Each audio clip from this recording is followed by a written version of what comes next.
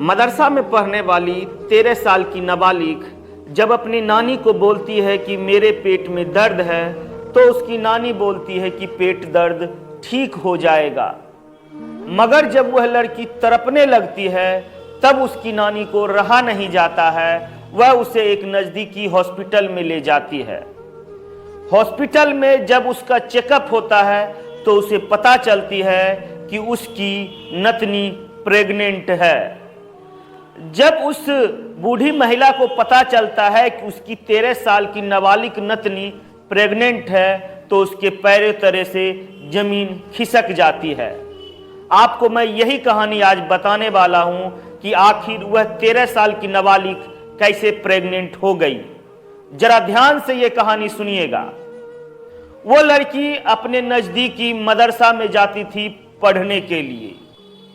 वह पढ़ाई करने के लिए उस मदरसे में जाती थी, मगर उस मदरसे में पढ़ाने वाला शिक्षक हैवान था। वह पिछले 3 महीनों से उस नाबालिग लड़की का शोषण कर रहा था, यानी उसके साथ गंदा काम कर रहा था, कुकर्म कर रहा था, उस लड़की का रेप कर रहा था। यही कहानी आज हम आपको बताने वाले हैं, कैसे उस लड़की के साथ रेप किया गया, किस तरह से उस शिक्षक के द्वारा उस लड़की को धमकाया गया और किस तरह से वो लड़की पिछले 3 महीने से रोजाना उस वैसी दरिंदे का शिकार हो रही थी। आप बने रहें हमारे साथ। जो मैं आपको कहानी बताने वाला हूं उस लड़की का, उसकी नानी की जुबानी यह बात उन्होंने मीडिया में बताया है। मेरी लड़की मस्जिद के डुमरैल में पढ़ती थी, उसकी नानी ने बताया। उसके जो शिक्षक थे मदरसा के, मोहम्मद इम्तियाज, उसने डरा धमका कर उस लड़की का शोषण करना चालू किया। पता है शिक्षक क्या बोलता था? शिक्षक बोलता था, अगर तुम यह बात अपने घर में जाकर बताओगी तो हम तुम्हारे पूरे खानदान को खत्म कर देंगे। वो लड़की डरी सहमी रहती थी। वो पढ़ाई करने जाती थी डर डर के, और उसके साथ डेली उसका रेप किया जाता था उस मौलाने के द्वारा। सोच सकते हैं, डेली उसका रेप किया जाता था और डेली उसको धमकाया जाता था। अगर उस लड़की के पेट में दर्द नहीं होता तो पता नहीं चलता कि उस लड़की का शोषण हो रहा था। 4 तारीख को जब उस लड़की को हॉस्पिटल में एडमिट कराया गया तो उसके पेट में दर्द था, तो उस दिन उसका ऑपरेशन करना पड़ा। ऑपरेशन करके उसके पेट से भ्रूण को निकाला गया।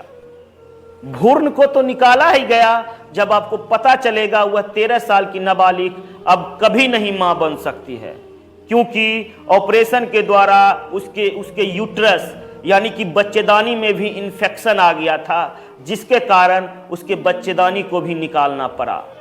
अब वह लड़की कभी नहीं मां बन सकती है। एक वैसी हैवान के कारण वह 13 साल की लड़की अब जिंदगी में कभी मां बनने का सुख प्राप्त नहीं कर सकती है। ऐसा हैवान था वह मोहम्मद इम्तियाज। पता है, जब यह मामला जब गांव में गया तो गांव में पंचायत बैठा, और पंचायत में पता है क्या हुआ? 10 से 20 हजार लेकर इस मामले को रफा दफा करने के लिए बोला गया। मगर इस सारा खबर को जब उसकी माँ को पता चला, उसकी माँ बाहर काम करती थी, शहर से बाहर यानी दिल्ली में काम करती थी। जब उसकी माँ आई, उसके बाद जाके FIR होता है, उसके बाद उस वैसी दरिंदे हैवान को पकड़ा जाता है। पोस्को एक्ट के तहत उस पर केस चलता है। अभी वह फिलहाल सलाखों के पीछे है। हम क्या समाज में संदेश देते हैं? स्कूल हो, कॉलेज हो, मदरसे हो, ये विद्या का मंदिर है।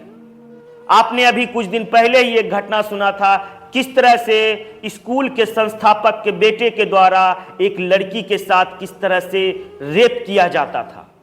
वह सहम जाती थी, वो डर जाती थी। ऐसा एक घटना सिर्फ मदरसा में ही नहीं हुआ है, हर जगह ये पापी और ये जो वैसी इंसान है मौजूद रहते हैं। मदरसे में मौलाने के रूप में, स्कूल में शिक्षक के रूप में, और जब आप ऑफिस में जाते हैं तो आपके ऑफिस के बॉस के रूप में भी ये हैवान मौजूद रहते हैं। वह लड़की का पेट में दर्द नहीं होता तो क्या होता आगे खुदा जाने, भगवान जाने उस लड़की का क्या होता। मगर फिलहाल वह लड़की हॉस्पिटल में है और वह स्वस्थ है।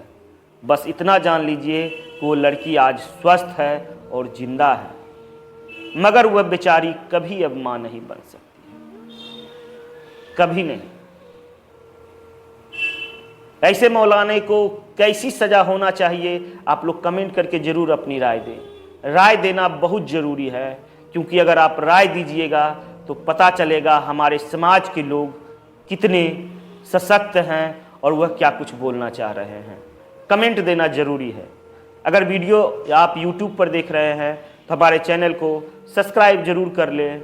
अगर फेसबुक पे देख रहे हैं तो फॉलो करना ना भूलें। धन्यवाद।